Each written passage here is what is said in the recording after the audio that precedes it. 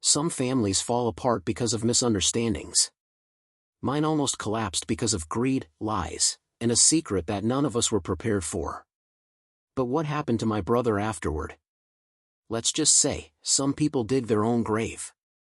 Hey everyone, I'm Daniel, and my family looks normal from the outside. Holiday photos. Birthday gatherings. A mom who gave everything she had to raise 2 kids alone.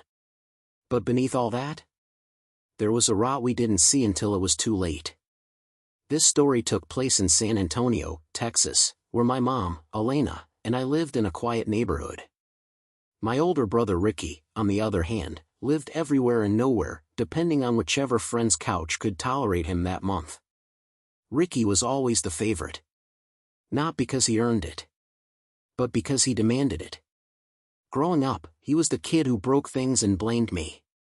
The kid who lied, manipulated, and sweet-talked his way out of consequences. The kind of person who believes the world owes him something simply because he exists. I worked as a paramedic. Not glamorous, not wealthy, but stable and grateful. Meanwhile, Ricky burned through every opportunity like it was kindling.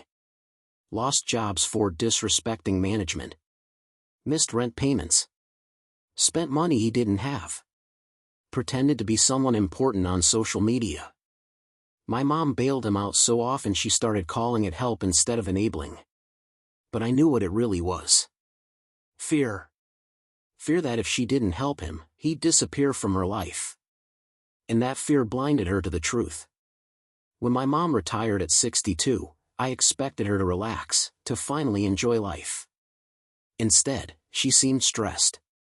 Always checking her account. Cutting back on groceries. Turning down outings because they were too expensive. This didn't make sense. Her pension wasn't huge, but it wasn't tiny either. Then one day, while I was helping her set up online banking on her new tablet, she sighed and said, "I wish money stretched further these days." That stuck with me. Because my mom is the type who could stretch a penny across the Rio Grande. Something was wrong. A week later, I was checking her internet bill online when I noticed a transfer on her bank statement. $2,000 or Navarro, recurring monthly transfer. My heart dropped.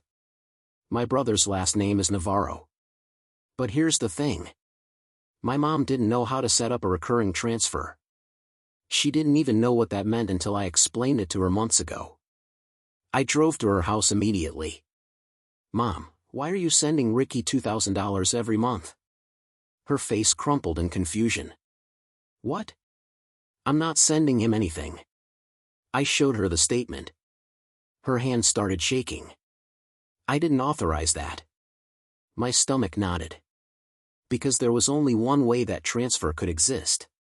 Someone had access to her card. We called the bank together. After security verification, the representative said something that made my mom cover her mouth with her hand. The recurring transfer was set up online. Using your card number, expiration date, and security code. My mom whispered. "I keep that card in my drawer. I never take it out." Shock. Fear. Then betrayal. Because suddenly she remembered. Ricky had stayed the night 2 months earlier. She'd left her purse on the dining table. And he had been alone in the house for almost an hour while she took a shower.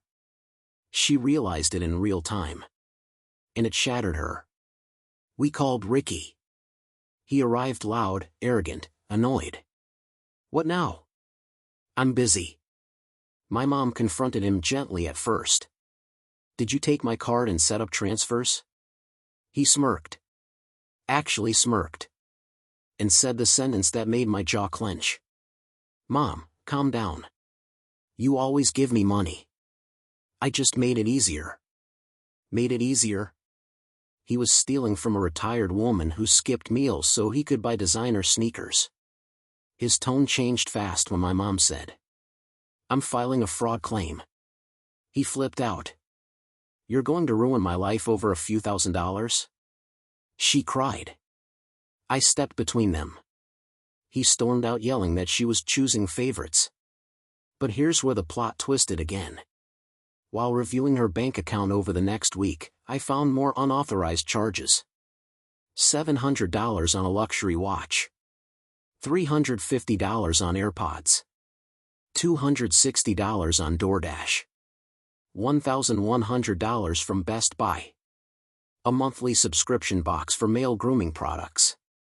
2 overdraft fees she didn't even notice. Total, $3,700. Combined with the transfers, over $5,000.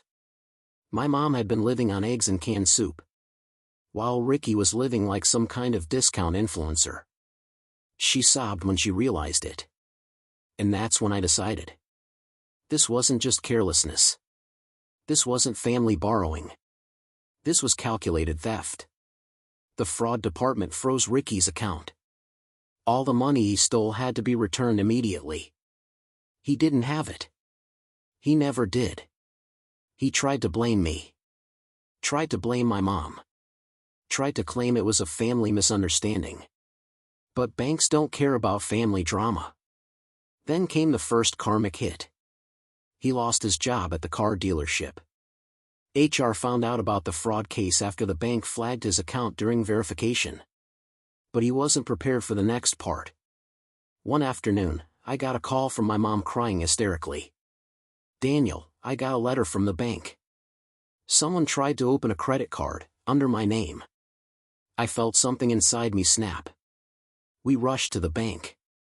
Sure enough, someone used her SSN, birthday, address, to apply for a credit card worth $15,000. Guess whose IP address they traced it to? Ricky's apartment. That was the final nail. My mom didn't want him arrested. But the bank didn't give her a choice. Identity theft is a felony. They filed charges against him automatically. The downfall. Everything crashed around Ricky. Bank account frozen. Job terminated. Outstanding debt he couldn't pay. Eviction notice within a month. Felony investigation. No friends willing to house him.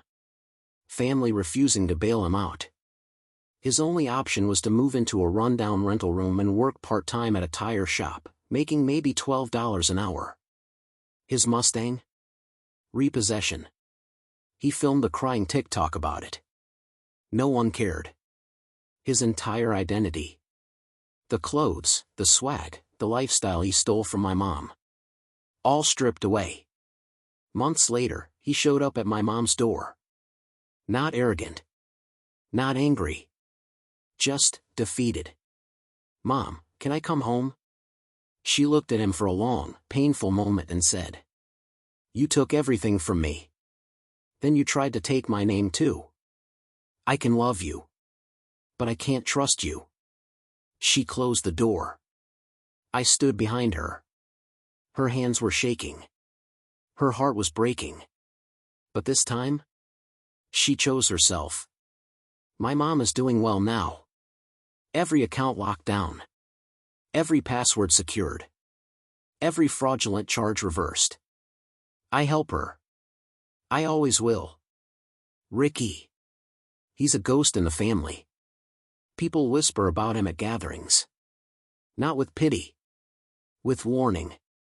Be careful who you give access to. Sometimes blood isn't loyalty. Greed always finds its way back to the source. Some people don't just bite the hand that feeds them. They take the whole arm and blame you when they choke. Ricky thought being the favored son gave him the right to steal, lie, manipulate. But eventually, the universe balances the ledger. And it balanced his heart. Please help me grow my channel. Like and subscribe so I can bring more videos.